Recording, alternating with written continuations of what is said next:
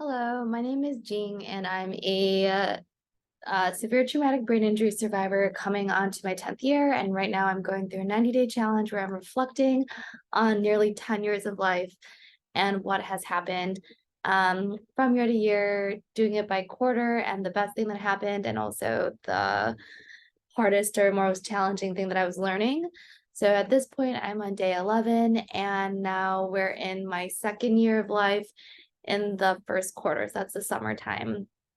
And the reason I chose this photo as a background is it's actually a picture with both of my parents.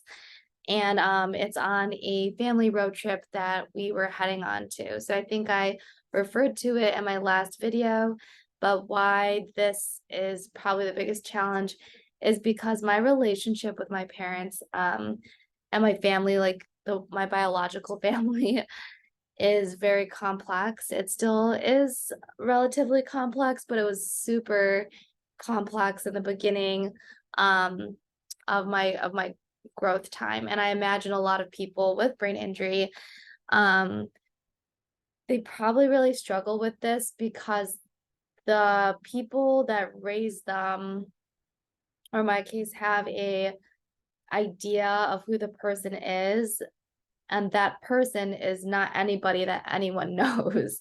So the parents, or my parents, knew me as one version, but that version is a person I didn't know. Isn't that eerie, to be a person that other people know and perceive, and you not even knowing yourself or understanding where some of their habits are coming from? And I think a lesson that I learned, and I don't know if it was about this time, but it was early on, is about how trauma reverberates and how it impacts people differently.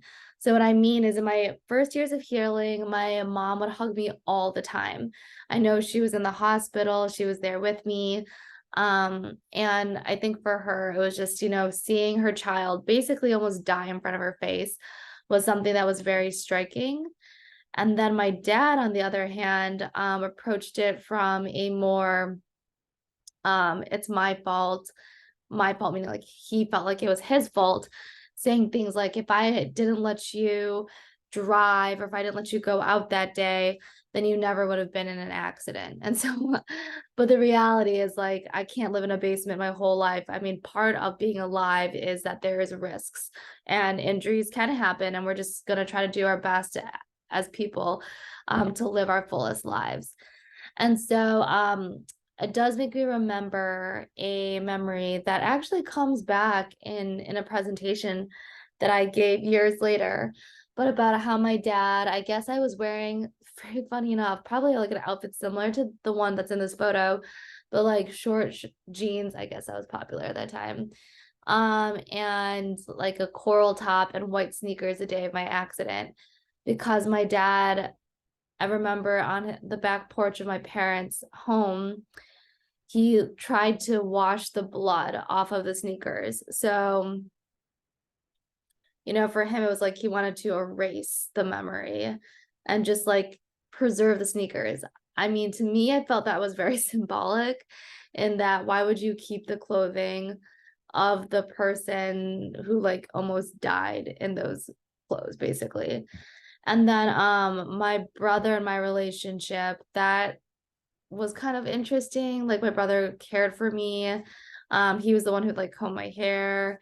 He was the one who helped me, basically learn how to walk again by stabilizing me while I walked. But it was just very complex, because as our relationship evolved over time, I think my brother began to realize that I didn't share traumatic memories that we experienced as children, which is an interesting complexity to, I guess, waking up in the middle of your life as an adult versus growing up the traditional way where, you're a baby and then you have all these memories through elementary school, middle school, high school, and then technically undergrad, because I woke up in time for graduate school. So sometimes people say like, oh, you're so professional, you're always on. And it's like, well, to be fair, I literally was raised in professional school. So for me, my baseline was being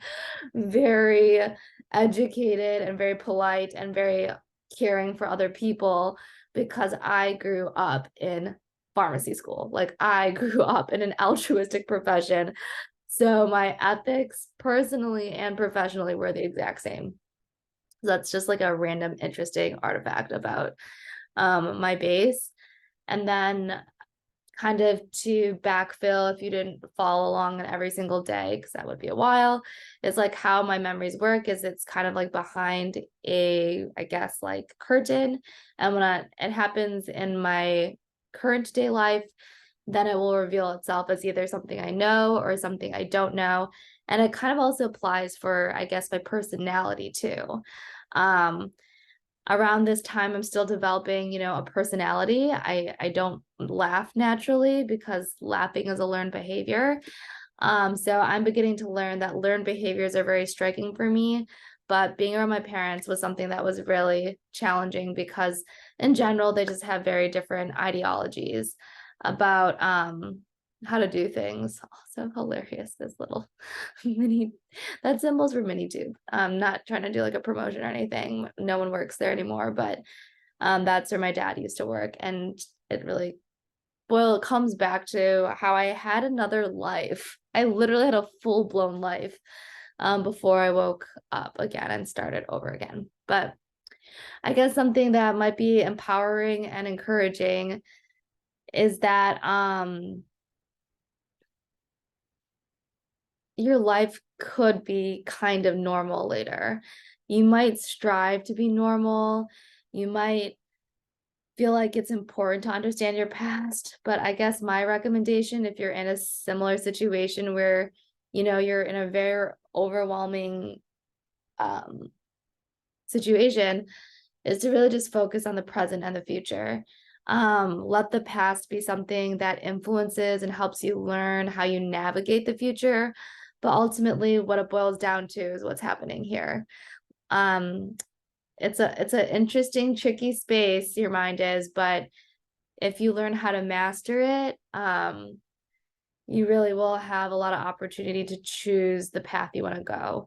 So I really, really do sincerely hope that most people who have brain injury, they have very supportive families who hopefully socioeconomically and resource-wise have enough to provide for you to be successful. But if not, I mean, there's a lot inside of you basically that just have the patience to trust in yourself, to learn yourself. It'll be hard, but you're not alone. There are a lot of people out there who really care about you. And I really hope that some of these tidbits from my life are helpful. So don't worry if your family doesn't understand you.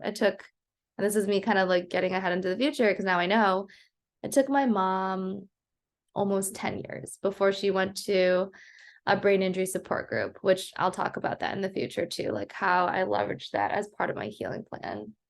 But yeah, basically your family might not understand you. And if you end up waking up in a body and a context, like I am an Asian American woman, there's other contexts that come into play as well. But basically there's a beautiful world out there. Look, it's the freaking, what's that, Grand Canyon in the background? Still go out there and discover the beauties of the world, even if on the inside you're experiencing turmoil. So I think that's good enough for today.